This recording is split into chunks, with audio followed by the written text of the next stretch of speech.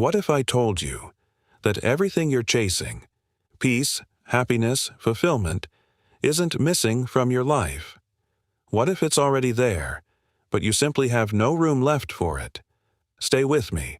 This ancient story will change how you see your mind forever. Long ago, there lived a king.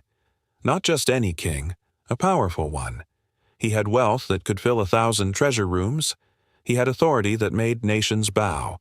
He had luxury, respect, and armies at his command. By every measure the world offered, he had it all. And yet, every single night as he lay in his golden bed surrounded by everything a man could want, he felt nothing. No peace, no joy, just an endless gnawing emptiness. Beat? Sound familiar? One day, word reached the king of a monk, a simple man living alone in the forest. No palace, no servants, no crown. But those who had met him spoke of something unusual. This monk had what kings could not buy: peace. Desperate, the king abandoned his throne for a day and rode into the forest. When he found the monk sitting quietly beneath a tree, the king wasted no time. He poured out his suffering, his restlessness, his confusion, his question that had haunted him for years. I have everything. Why am I still not happy? The monk said nothing at first. He simply smiled and invited the king to sit for tea. The monk placed a cup before the king, and he began to pour. The tea rose slowly, steadily, reaching the brim. Pause. Tension builds.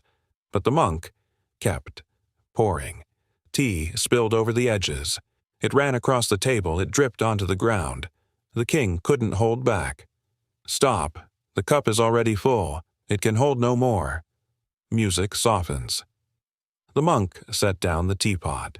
He looked at the king with eyes that carried centuries of wisdom, and he said quietly, "Your mind is like this cup. It is already filled with desires, with ego, with worries, with ambitions, with expectations of how life should look.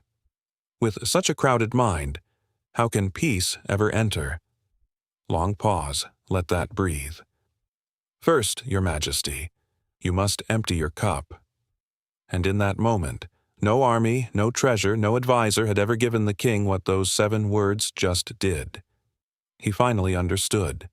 His unhappiness wasn't because life had given him too little. It was because his inner world was so full, so cluttered, so loud, that there was simply no space left for anything that actually mattered. He wasn't suffering from absence.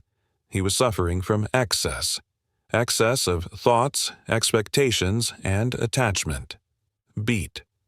Here's what hit me hardest about this story. We spend our whole lives trying to add more. More success, more validation, more plans, more control. But what if the secret isn't addition? What if it's subtraction? Think about it. Right now, your mind is probably running. There's a to-do list somewhere, a conversation you're replaying, a worry about tomorrow, a comparison to someone else's life, a dream you're anxious about, an opinion you're holding on to too tightly. Your cup is already full, and then we wonder why we feel drained, overwhelmed, anxious. Why peace always feels like something we'll get to later. Later when things calm down. Later when I achieve that goal. Later when life gets easier. But later never comes, because the cup never empties on its own. Pause. You have to choose to empty it. The king returned to his kingdom that day, but he was not the same man who had left. He still wore the crown. He still ruled the land.